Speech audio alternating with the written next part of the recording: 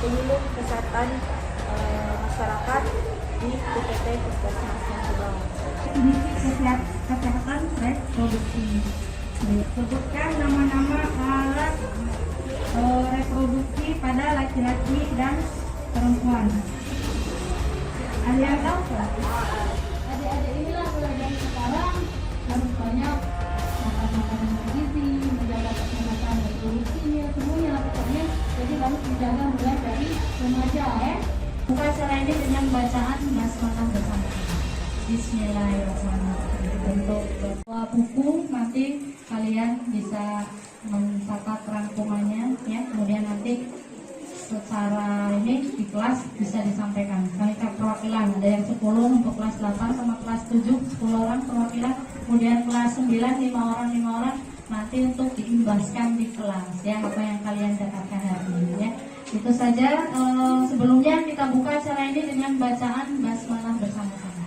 Bismillahirrahmanirrahim. Untuk Bapak dan Ibu dari Puskesmas Subang, waktu dan tempat silakan. Gimana kabarnya? Sehat? Alhamdulillah. Nah, jadi sebelum masuk ke materi, kakak, ibu lah ya. Ibu perkenalan dulu ya. Nah, nama ibu adalah Poppy Permatasari. Di Puskesmas Subang, tugasnya sebagai promosi kesehatan. Nah, jadi tugas ibu adalah penyuluhan ya. Nah, kawan ibu ini Ibu Idiliani Titin Kapitri. Nah, kamu juga bagian promosi kesehatan di PPT Puskesmas Subang ya. Nah, di sini kita belajar tentang kesehatan reproduksi pada remaja ya. Nah, sebelumnya adik-adik ini pernah belajar kan tentang reproduksi? Belum? 7, 8, 9. Kelas 9 udah belajar? Lah ya, kelas 7 belum ya? 7 laki-laki dan perempuan ya. Nah, jadi kalau materi ada hal-hal yang berhubungan dengan jenis kelamin misalnya. Nah, itu gak usah malu ya. Di sini kita belajar ya. Ini adalah hal yang tabu untuk kita. Kita harus mengenal alat reproduksi kita masing-masing ya. Tentang definisi kesehatan reproduksi. Jadi di mana meliputi aspek fisik, mental, sosial, dan bukan sekedar tidak adanya penyakit atau gangguan di segala hal yang berkaitan dengan sistem reproduksi, fungsi maupun proses itu sendiri. Nah, jadi keadaan sehat yang menyeluruh. Nah, itulah yang dimaksud dengan kesehatan reproduksi ya. Kesehatan menyeluruh baik itu di luar maupun di dalam.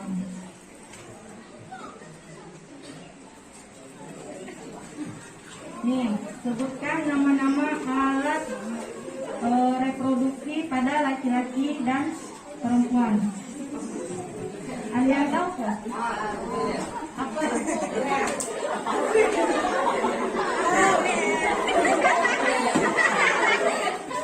Perempuan. Nah, sebelumnya ibu nak minta bantu, minta tolong adik-adik turun aja ke depan. Nah, untuk memakai ini. Jadi kawan-kawan ini gini, tahu? Cewek ya. Gambar alat reproduksi perempuan ini bagian dalam ya. Bagian dalam. Di sini ada yang namanya saluran telur atau tuba falopi. Dia letaknya di sini. Terus di sini ada yang namanya sel telur. Letaknya di sini. Terus ini namanya indung telur. Di sini dia. Terus di sini rahim. Rahim ini tempat tumbuh dan berkembangnya bayi. Di sini ya, di rahim. Terus ini dinding rahim. Di sini ada mulut rahim. Terus di sini vagina yang genggaman. Nah, bagian bawahnya itu ada bibir kemaluan. Nah, ini alat reproduksi perempuan bagian dalamnya.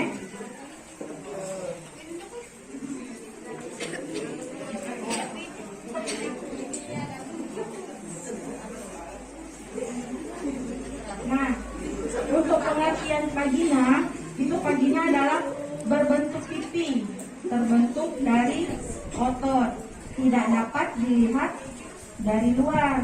Memang tidak bisa dilihat dari luar ya. Terus merupakan penghubung rahim dan bagian luar tubuh, berfungsi sebagai tempat laki-laki memasukkan penisnya saat berhubungan seksual.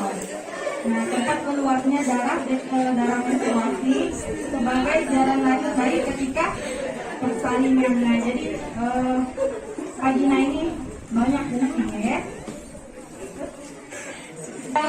Uterus atau rahim di sini ya, itu menyerupai buah pir, dia lonjong ke bawah, tempat tumbuhnya janin selama kehamilan. Nah, jadi bayi itu di sini letaknya. Tumbuh ketika pubertas dan mengalami perubahan dalam kehamilan. Ujung bawahnya yang mengerucut disebut cervix ya, atau leher rahim. Terus pada masa atau periode tersebut dinding rahim menebal berisi pembuluh darah sebagai persiapan tumbuhnya janin dan akan luruh dan keluar sebagai menstruasi jika tidak terjadi kehamilan. Nah, di sini di dinding rahim ini merupakan banyak sel darah ini ya.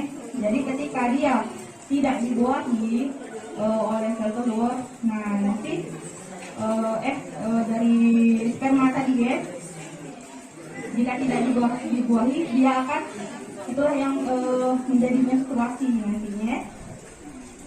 Leher rahim ya, itu adalah bagian bawah dan keluar dari uterus atau rahim di sini sebagai batas penis waktu masuk ke dalam vagina. Saat persalinan akan membuka sehingga bayi dapat keluar. Ini di bagian bawah ya.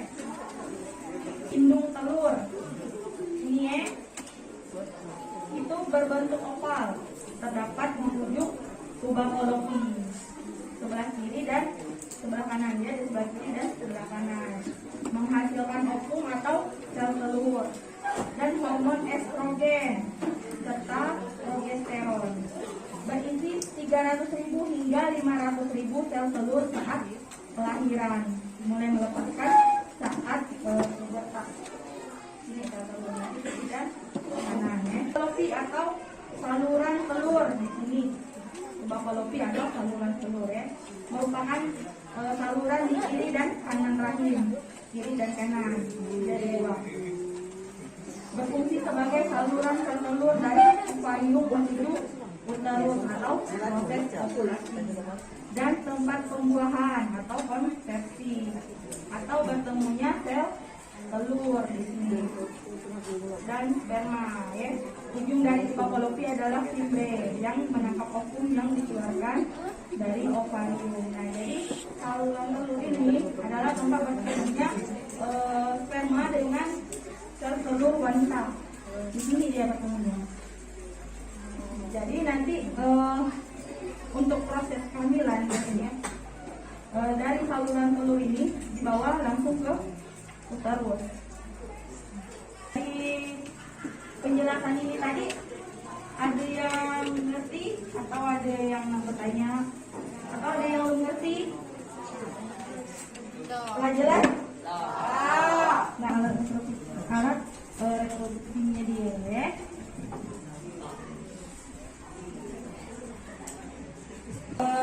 Ini alat reproduksi laki-laki ya. Jadi di sini itu ada namanya kantung kemih, tempatnya di sini. Terus ada yang namanya saluran sperma. Di sini kantung air mani atau yang bawahnya lagi ada kelenjar prostat ya. Jadi kantong air kemihnya di atas, kelenjar prostat itu berada di bawahnya. Terus ada yang namanya penis. Terus ada yang namanya kantung zakar, ada buah zakar dan saluran kemih. Ini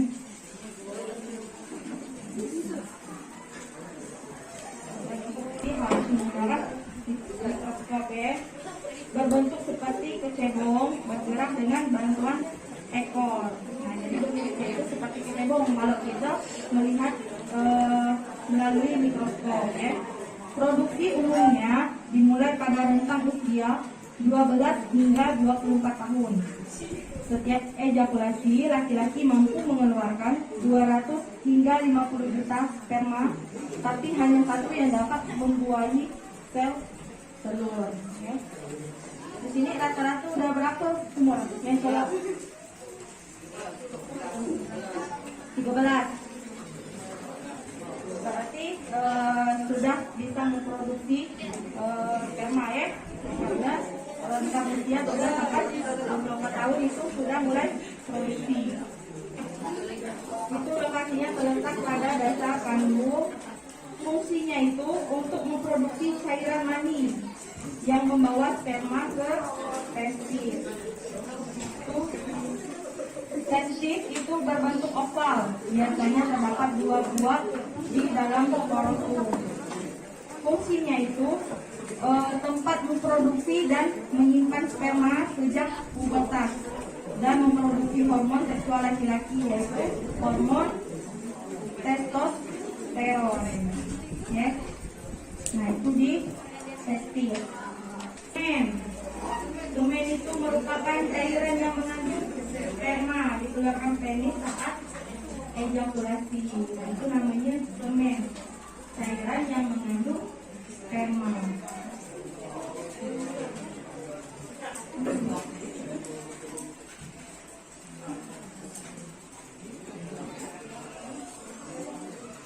Ada yang namanya vas deferens. Vas deferens itu adalah saluran yang menyalurkan sperma dari testis menuju prostat. Dari testis menuju ke prostat. Okay. Nah, yang laki-laki itu yang namanya onani saja, yang cewek masturbasi. Ini sebagai cara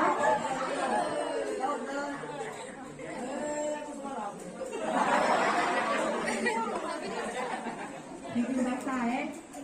Yang laki-laki ini biasanya mimpi basah dari umur berapa? Tahun 11. 11 ada yang 12 ya.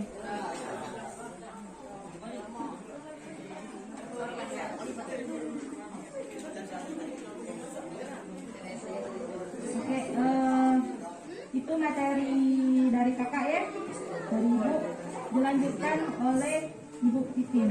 Yang ditanyakan kan? Nah, materi semua ya. Ini ditanya ya, ada materi. Oke. Nah, lanjut konsepsi dan kehamilan. Konsepsi ya, ada yang tahu artinya konsepsi? Ini konsepsi adalah peristiwa terjadinya pembuangan masuknya spermatozoa ke dalam sel telur atau ovum. Jadi konsepsi ini pembuangan masuknya sel sperma tadi ke dalam sel telur. Terjadi di falopi yang ada tangan kanan kiri tadi ya. Terus hasil konsepsi dia berupa zigot, terus masuk ke dalam rahim, membelah di uterus, jadi embrio dan berkembang di dalam rahim sampai akhirnya dilahirkan sebagai bayi. Nah, ini konsepsi prosesnya ya. Jadi tadi kan kalau spermanya masuk, dia masuk ke sini. Ini bertemu dengan sel telur, naik, masuk, dia terus terjadi nempel deh, implantasi di dinding rahim ya, dia nempel di dinding rahim. Kalau tidak nempel dia luruh jadi menstruasi kalau perempuannya. kalau dia tidak terjadi pembuahan. Nah, kehamilan dapat terjadi apabila hubungan seksual antara perempuan dan laki-laki usia subur atau rekayasa teknologi reproduksi. Jadi kalau adik-adik ini lah mimpi basah, nah laki ya, kalau lebih nyala menstruasi, kalau berhubungan seksual bisa terjadi kehamilan. Terus bisa terjadi dengan rekayasa teknologi reproduksi. Apa ini contohnya? Tahu kan? Kayak bayi tabung ya. Ini termasuk rekayasa teknologi reproduksi. Jadi dia sel sperma dengan sel telur tadi dimasukkan di dalam alat. Kalau dia dapat dibuahi di dalam rahim perempuan, nah itu namanya rekayasa teknologi reproduksi. Terus pada masa usia subur perempuan saat sel telur telah matang dan potensial untuk dibuahi sperma. Nah ini untuk adik-adik yang sudah menstruasi, kalau dia sel telurnya sudah matang bisa terjadi kehamilan. Terus diawali dengan pertemuan sperma dan ovum dalam tuba atau saluran telur tadi yang ada tangannya tadi ya, dia bertemu di situ. Untuk tanda-tanda kehamilan, dugaan hamil ditunjukkan dengan yang pertama tidak datang haid. Jadi kalau dia hamil dia tidak datang bulan lagi ya. Terus pusing dan mual atau muntah pada pagi hari atau namanya morning sickness. Terus buah dada membesar atau mengeras. Daerah sekitar puting agak gelap dan perut mulai membesar. Dipastikan melalui pemeriksaan medis, ditunjukkan dengan ada detak jantung janin, seraba janin dengan USB, empat janin dan gerakannya. Jadi biasanya juga kalau tidak datang bulan di test pack juga biasanya kelihatan ya garis 2 kalau di positif hamil.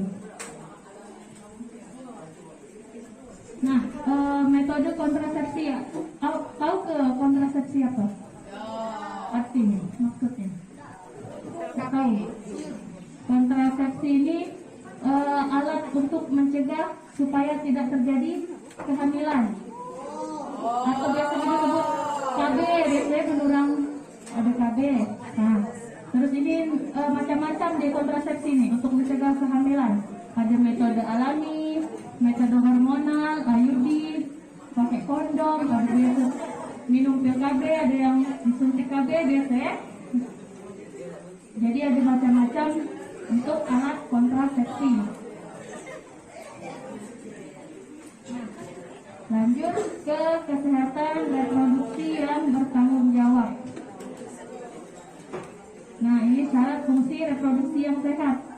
Tadi kalau kesehatan reproduksi kan jadi harus sehat semuanya ya. Semuanya, dari tidak ada kelainan anatomis dan fisiologis, kondisi kesehatan jiwa baik, kehamilan aman. Jadi kalau dia reproduksi ini sehat, kalau kita menjaga kesehatan reproduksi kita, kalau misalnya ada yang nikah, kehamilannya aman, jelas. Terus kondisi kesehatan jiwanya juga harus baik. Jadi semuanya harus baik kalau enak kesehatan reproduksinya juga baik. Nah, ini persiapan pranikah, yaitu ikatan lahir batin antara seorang pria dengan seorang perempuan sebagai suami istri dengan tujuan membentuk keluarga atau rumah tangga yang bahagia dan kekal berdasarkan ketuhanan yang Maha Esa. Jadi ini menurut perkawinan atau pernikahan menurut undang-undang perkawinan. Nah, ini peran puskesmas dalam persiapan pranikah. Pelayanan kesehatan dasar dan konseling pranikah terhadap pasangan calon pengantin. Nah, kalau di puskesmas biasanya kalau orang yang mau nikah, calon pengantinnya harus disuruh datang ke puskesmas untuk dicek lab, dicek kesehatannya. Darahnya diperiksa, ada penyakit-penyakit yang diderita, misalnya ada HIV, sifilis, terus darahnya diperiksa juga HB-nya. Jadi sebelum menikah biasanya ada diperiksa, terus diberi konseling juga dari bidannya. Untuk ibu-ibu, untuk calon pengantin yang misalnya dia terlalu kurus atau disebut biasanya skep, kekurangan energi kronis, biasanya dari gizi juga diberikan konseling untuk menambah asupan makanan. Jadi untuk dari adik-adik remaja ini asupan makanan nutrisinya harus terjaga. Jadi kelak kalau anak nikah secara cukup umur ya, jadi kelak kehamilannya lancar, semuanya persalinannya lancar. Adik-adik juga harus minum obat tablet tambah darah kan, ada kan diberi ya dari puskes. Nah terus memperdayakan mitra kerja seperti KUA. Nah ini biasanya kan di KUA juga ada konseling untuk yang menikah calon pengantinnya. Nah ini persiapan pranikah, harus siap fisik dan jiwa. Yang pertama tadi kalau dari fisik dia ada pemeriksaan kesehatan ya di puskesmas, ada persiapan izinnya. Kalau dia penanggulangan kalau kekurangan energi kronis ini biasanya disuruh menambah asupan makanannya. Terus penanggulangan anemia gizi besi diberi tablet tambah darah. Terus ada suntik tetanus juga biasanya untuk calon pengantin. Terus perhatian terhadap penyalahgunaan nafza. Jadi tidak boleh menggunakan nafza. Apa nafza? Narkoba, narkotika. Nah, dan zat aktif ya. Terus dia harus siap jiwa juga. Jadi kalau misal kelak lama nikah harus siap jiwanya, mentalnya. Soalnya kelak akan menghadapi banyak ujian ya kalau di rumah tangga kelak. Jadi harus banyak adaptasi setelah menikah. Terus syarat kedewasaan dalam perkawinan. Nah ini ada tips kebersihan dan kesehatan diri. Untuk kesehatan diri kita untuk reproduksi ya ini. Yang pertama pakaian dalam diganti minimal 2 kali sehari. Pakailah handuk bersih dan kering, tidak lembab dan berbau. Membersihkan organ reproduksi luar dari depan ke belakang menggunakan air bersih dan dikeringkan menggunakan handuk atau tisu. Jangan dari belakang ke depan ya, dari depan ke belakang kalau membersihkannya. Terus tidak menggunakan ventilator dalam waktu lama. Menggunakan pembalut ketika menstruasi dan diganti paling lama setiap 4 jam atau setelah kencing. Nah ini untuk perempuan biasanya, untuk adik-adik yang menstruasi, pembalutnya kalau bisa diganti minimal 4 jam sekali ya. Soalnya kan di situ darah kotor, jadi banyak bakteri kuman-kumannya yang berkembang di situ. Terus untuk bagi laki-laki harus disunat ya. Ya, inilah disunat semua kan? Nah ya. Nah ini perilaku seksual beresiko. Seks pranikah. Jadi seks pranikah ini hubungan seksual yang dilakukan sebelum menikah. Akibatnya apa? Kehilangan keperawanan dan kepercayaan. Tertular IMS. Apa IMS? Infeksi menular seksual. Jadi ada yang namanya infeksi menular seksual. Kalau dia berhubungan sebelum menikah, kan kita tidak tahu pasangan kita bisa berhubungan dengan siapa saja ya. Jadi kalau kita gonta-ganti pasangan itu dapat menyebabkan IMS, infeksi menular seksual. Tahu nggak apa aja IMS? Penyakit-penyakit. Untuk penyakit IMS, contohnya adalah ini Trichomonas. Kalau Trichomonas ini dia gejalanya keputihan yang berwarna kekuningan, kuning hijau, berbau tidak enak dan berbusa. Jika infeksi telah akut, cairan dari vagina keluar sangat banyak dan berbau. Pada laki-laki penyakit ini umumnya tidak menimbulkan gejala atau gejala yang tampak lebih ringan dibandingkan pada wanita. Kadang-kadang menimbulkan sakit sewaktu buang air kecil, kencing, bernanam, agak encer. Dapat pula terjadi rasa gatal pada saluran kencing atau kencing keruh di pagi hari. Jadi Trichomonas ini dapat kena dengan laki ataupun dengan bini ya. Laki atau bini dapat terkena penyakit Trichomonas ini. Terus ada yang namanya penyakit herpes. Jadi dalam 4-7 hari setelah berhubungan seks dan tertular, kulit sekitar alat kelamin terasa gatal dan sakit yang disusul dengan timbulnya kemerahan disertai tonjolan-tonjolan berisi cairan seperti cacar air.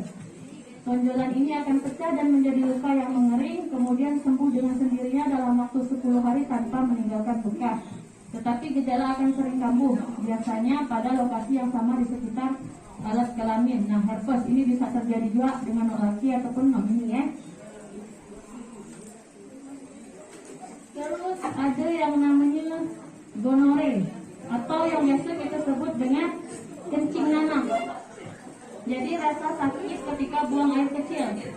Pada laki-laki akan terdapat cairan tubuh yang kental berwarna putih kekuningan atau nanah keluar dari lubang saluran kemih. Oleh karena itu infeksi ini disebut pula kencing nanah. Kalau pada wanita timbul keputihan yang berwarna kekuning-kuningan. Jadi ini biasanya yang disebut gonore, kencing nanah ya. Terus ada yang namanya chlamydia. Ini biasanya terjadi pada perempuan. Cairan vagina encer berwarna putih kekuning-kuningan, nyeri di rongga panggul, perdarahan setelah berhubungan seksual. Komplikasi yang sering terjadi biasanya menyertai gonore atau kencing nanah tadi, penyakit radang panggul. Nah, ini disebut penyakit radang panggul ya. Nah, ini yang terakhir ada yang namanya sifilis. Gejala pertama akan timbul dalam waktu 10-90 hari setelah tubuh terinfeksi oleh kuman sifilis. Pada mulanya timbul luka atau borok kecil dan tidak disertai rasa sakit di alat kelamin luar, bibir atau mulut. Pada wanita, luka borok selain di kelamin bagian luar, misalnya bibir kemaluan dan sekitarnya, juga dapat timbul di jalan lahir atau liang senggama sehingga tidak dapat diketahui oleh wanita tersebut.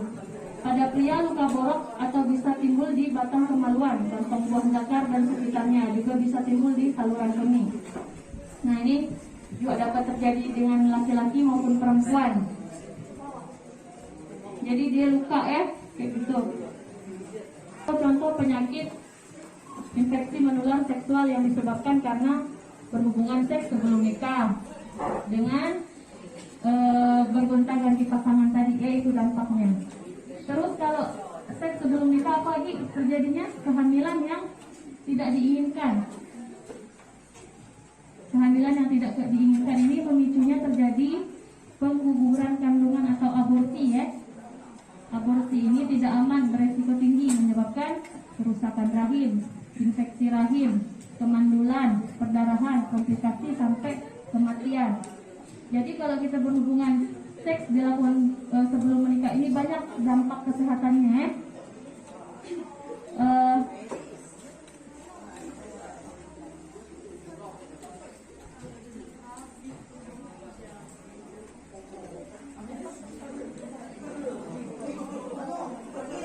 Seksual. Jadi penyimpangan perilaku seksual ini itu yang namanya kita sebut orientasi seksual.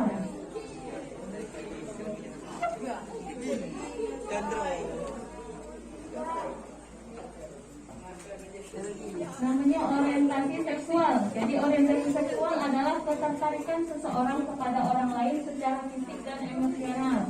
Setiap manusia memiliki orientasi seksual yang berbeda, antara lain ada terbagi menjadi 3 nih, orientasi seksual ini. Yang pertama heteroseksual.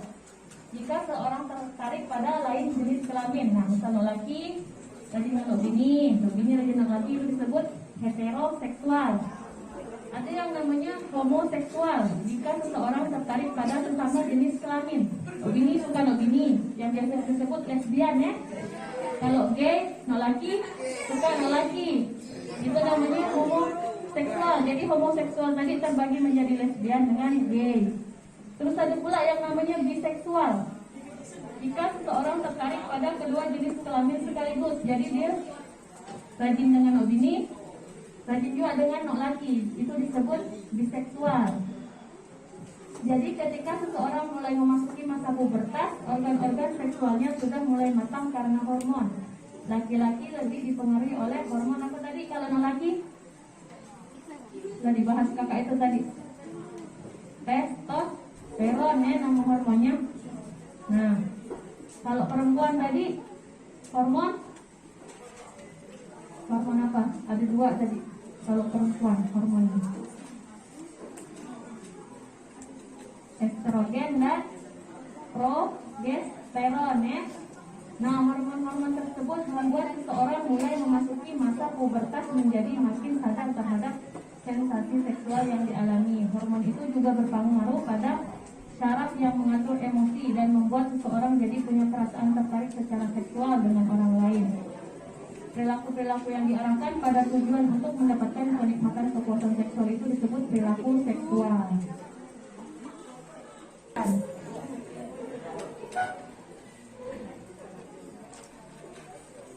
Nah, ini tadi dari dampak berhubungan seksual sebelum menikah. Ada yang namanya aborsi. Aborsi ini telah diatur di undang-undang. Ada hukumnya. Perempuan yang dengan sengaja menyebabkan gugur atau mati kandungannya atau menyuruh orang lain untuk itu dihukum penjara selama-lamanya 4 tahun.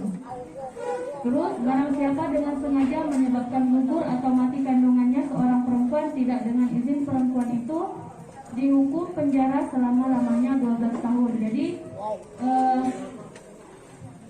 kalau yang menggugurkan kandungan gitu ada hukumannya ya, semuanya ada hukumannya. Nah, terus ada yang namanya tadi pernikahan dini. Apa pernikahan dini? Pernikahan dini itu apa?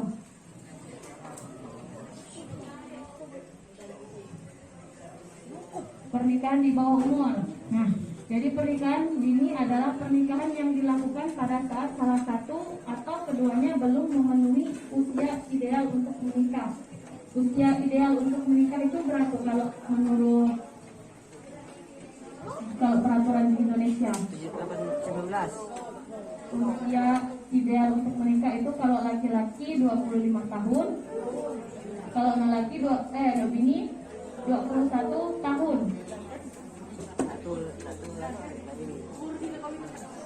Menikah itu 21 tahun.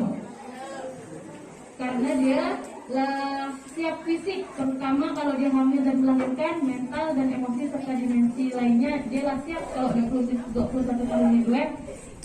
Terus kalau 25 tahun untuk laki-laki itu pertimbangan perannya sebagai suami. Laki-laki sudah memiliki kesiapan keuangan dengan memiliki pendapatan atau penghasilan untuk memenuhi kebutuhan keluarga.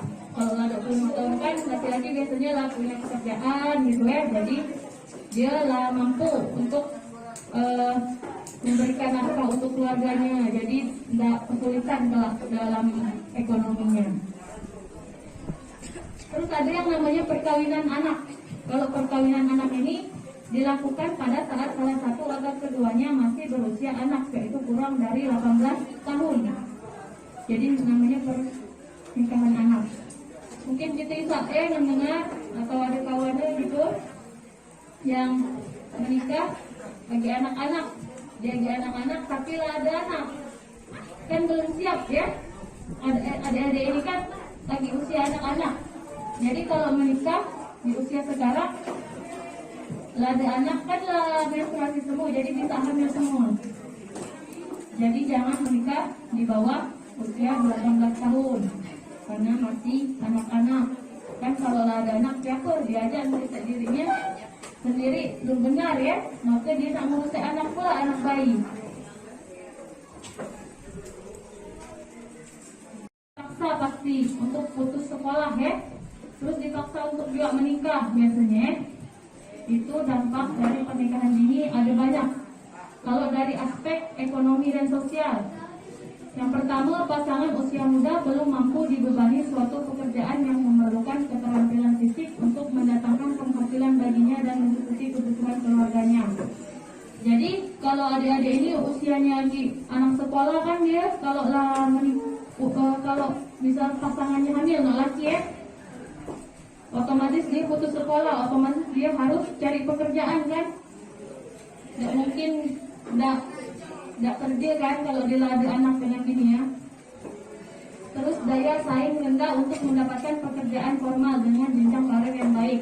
Nah karena dia belum lulus misalnya SMA atau SMP belum lulus, nak mendaftar pekerjaan pasti tidak dapat kan, ijazahnya kan tidak cukup. Nah apalagi sekarang harus ada minimal ada ijazah SMA atau S1 lah sekolah tinggi ya untuk mendapatkan pekerjaan yang baik. Terus kehilangan komunitas atau teman sepermainan karena waktu terkuras untuk mengurus anak dan keluarga. Jadi lagi bermain dengan anak-anak yang seumuran dia. Terus kurang optimalnya pengasuhan anak. Aspek pengetahuan intelektual belum siap. Nah ini untuk pengasuhan anak karena dia belum belajar cara pengasuhan anak, pola asuh anak, dia belum siap. Jadi kurang optimal untuk ngurus anaknya. Kasihan dengan anak kelak kan? Karena mempunyai orang tua yang belum siap untuk mendidik anaknya. Terus untuk aspek psikologis, emosi yang tidak stabil dapat memicu retaknya hubungan rumah tangga, memicu pertengkaran, kekerasan di dalam rumah tangga dan berujung pada perceraian. Nah karena masih anak-anak tadi umurnya belum cukup, mentalnya lagi labil ya, lagi nyari jati diri, jadi emosinya pun belum stabil, masalah sedikit berkelahi ujungnya terjadi perceraian. Terus rentan untuk mendapatkan perlakuan kekerasan. Kondisi emosional yang labil ketika pasca melahirkan atau yang disebut baby blues. Kalau ibu hamil melahirkan, kalau bila punya anak, selama biasanya awal-awal setelah melahirkan itu ada yang namanya kecemasan baby blues. Jadi dia ada yang sampai nyiksa bayinya karena dia belum siap tadi. Ada kan berita yang dia karena dia belum siap, dia membunuh anaknya, dia nyiksa anaknya. Terus karena ekonominya sulit, dia marahnya dengan anaknya, jadi pelampiasan anaknya. Banyak kita lihat berita-berita sekarang ya. Terus mengalami ketidakstabilan emosi karena keinginan pribadi yang terhambat akibat tuntutan sebagai orang tua. Nah, ada dapat lagi deh ya. Terus kalau dari segi pendidikannya, pernikahan dini cenderung menyebabkan pelakunya mengalami putus sekolah pada usia dini. Nah, jadi biasanya kalau pernikahan dini nggak putus sekolah kan tidak sekolah lagi ya, ya kan? Ada ke yang menikah pernikahan dini, ada ke yang sekolah. Jadi kan rata-rata semuanya putus sekolah ya. Nah, kalau untuk dampak kesehatan, dari dampak kesehatan, perempuan yang menikah di usia dini beresiko mengalami masalah kesehatan reproduksi seperti kanker leher rahim dan trauma fisik pada organ intim. Jadi sebenarnya kalau dampak pernikahan dini ini ruginya banyak perempuan ya. Soalnya kan dia hamil. Kalau hamil 9 bulan mengandungnya. Kepak ke kira-kira hamil itu 9 bulan. Adik kecil lah hamil. Kepak ya. Terus dampak kesehatan karena terlalu muda hamil dan melahirkan. Hamil pertama di usia kurang dari 21 tahun.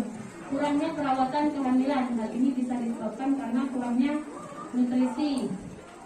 Mungkin kalau biasanya banyak saya pasien-pasien yang puskesmas yang biasanya pasien ini kakak ini pemegang poli PKPR, dia yang biasanya konseling remaja kakak ini. Banyak kasus kehamilan remaja ke puskesmas, banyak ibu-ibunya yang kayak lagi masa bodoh gitu, dia tuh hamil tapi masa bodoh dengan kehamilan dia, kayak enyek gitu ya, tidak peduli gitu.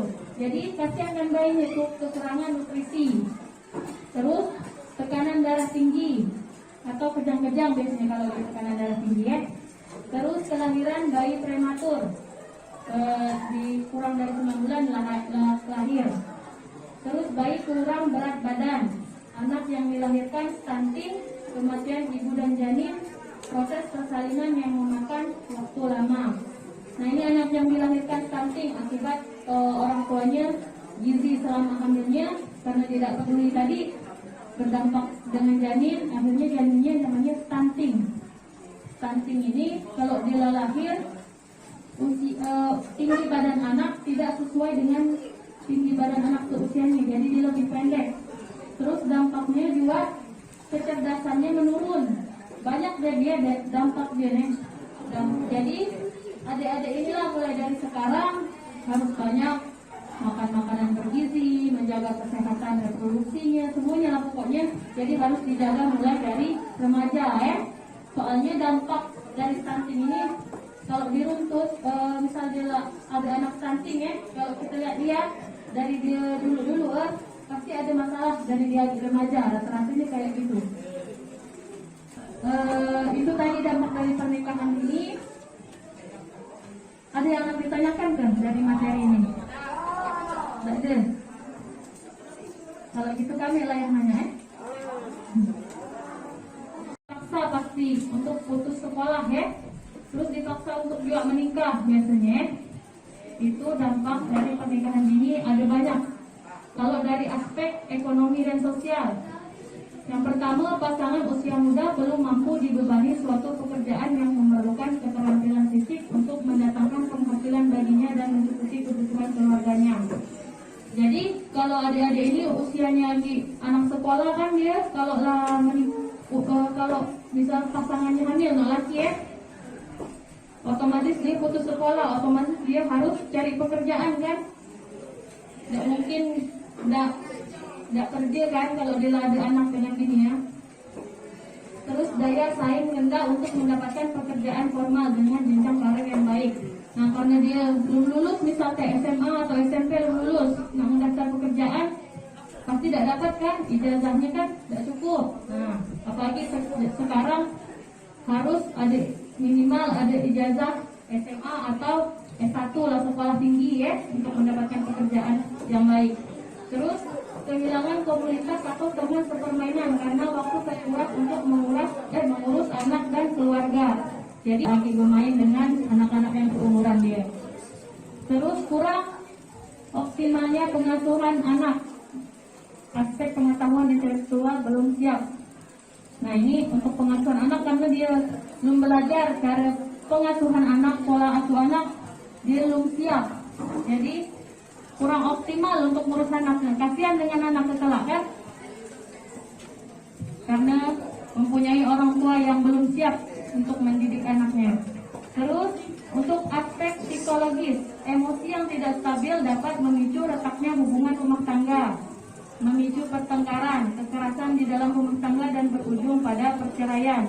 Nah karena masih anak-anak tadi umurnya belum cukup, mentalnya lagi labil ya, lagi nyari jati diri, jadi emosinya pun belum stabil, masalah sedikit bekelai ujungnya terjadi perceraian.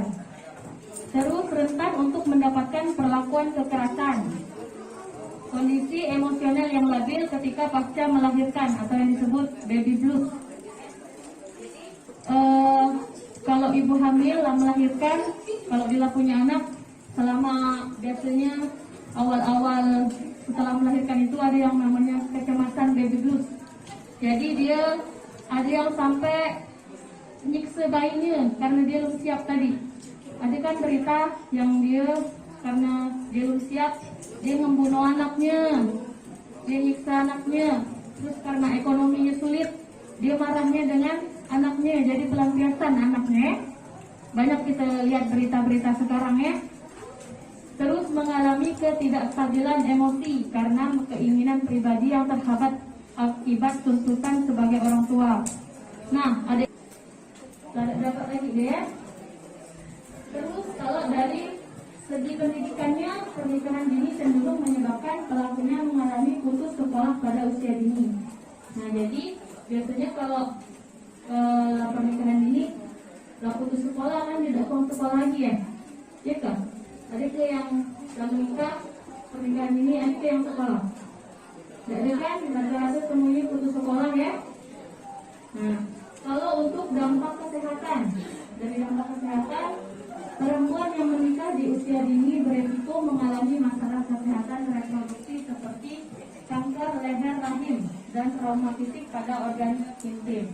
Jadi sebenarnya kalau dampak pernikahan dini ini ruginya banyak perempuan ya. Soalnya kan dia hamil. Kalau hamil 9 bulan mengandungnya. Tepat atau kira-kira hamil itu 9 bulan. Adik kecil lah hamil. Tepat ya. Terus dampak kesehatan karena terlalu muda hamil dan melahirkan. Hamil pertama di usia kurang dari 21 tahun. Kurangnya perawatan kehamilan. Hal ini bisa disebabkan karena kurangnya nutrisi. Mungkin kalau biasanya banyak saya pasien-pasien yang puskesmas yang biasanya pasien ini kakak ini pemegang poli PKPR, dia yang biasanya konseling remaja kakak ini. Banyak kasus kehamilan remaja ke puskesmas, banyak ibu-ibunya yang apa ya kayak lagi masa bodoh gitu, dia tuh hamil tapi masa bodoh dengan kehamilan dia kayak enyek gitu ya, nggak peduli gitu. Jadi kasihan kan bayinya tuh kekurangan nutrisi, terus tekanan darah tinggi atau kejang-kejang biasanya kalau tekanan darah tinggi ya. Terus kelahiran bayi prematur, di kurang dari 9 bulan lahir. Terus bayi kurang berat badan, anak yang dilahirkan stunting, kematian ibu dan janin, proses persalinan yang memakan waktu lama. Nah ini anak yang dilahirkan stunting akibat orang tuanya gizi selama hamilnya karena tidak peduli tadi berdampak dengan janin, akhirnya janinnya namanya stunting. Stunting ini kalau dia lahir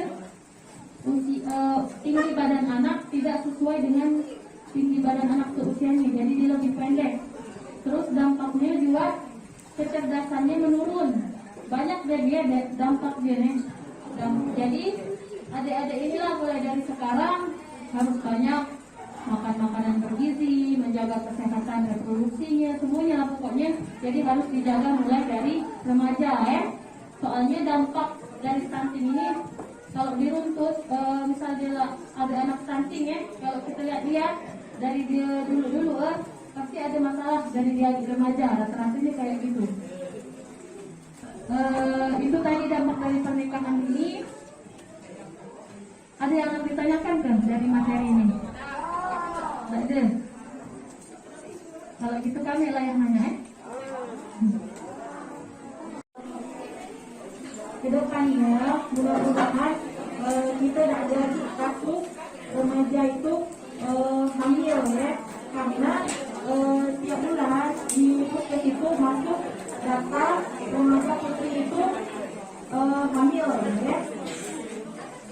Yang Januari kemarin kita sudah menyumbangkan 1, ini baru awal tahun ya.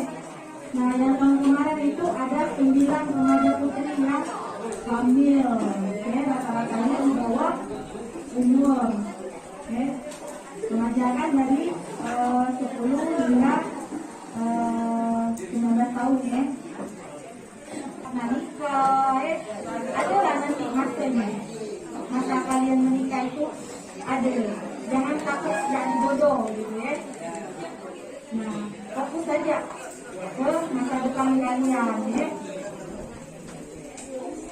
Diharapkan itu tidak ada lagi kasus remaja putri itu hamil, karena tiap bulan di Kecamatan Damar pasti ada disumbangkan ya, entah itu dari anak SMP, entah itu dari anak SMA atau anak-anak yang telah ikut sekolah namun usianya masih remaja ya.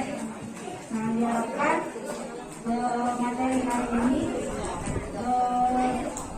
berguna untuk adik-adik semua ya, dijaga kesehatan reproduksinya ya. Tadi sudah diajarkan bagi yang perempuan bagaimana menjaga kebersihan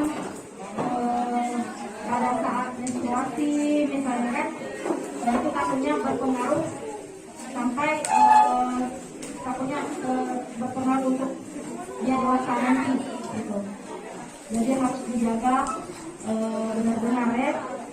Nah kalau ada tablet-tablet darah harus diminum ya, jangan diminum. Jangan sampai ada remaja putri yang mengalami anemia gizi besi namanya ya. Terima kasih kepada Ibu dari Puskesmas Sambutan yang sudah menyampaikan materi hari ini, pendidikan kesehatan reproduksi pada remaja ya. Tadi sudah disampaikan jelas, kayaknya untuk pelajaran biologi tadi kelas 8, kelas 9 ada ya. Nah ini nambah lagi, setidaknya menambah untuk pengetahuan. Kemudian ini sekali lagi nanti setelah selesai nanti tadi yang dari kelas membawa kursi bawa awalan kelas ya, masih kembali dalam kelas. Acara hari ini kita tutup acara ini bersama-sama dengan bacaan hamdalah. Terima kasih, boleh kembali lagi ke Assalamualaikum warahmatullahi wabarakatuh. Perkenalkan, nama saya Tati Permatasari. Saya adalah petugas penyuluh kesehatan masyarakat di UPT Puskesmas Bawang.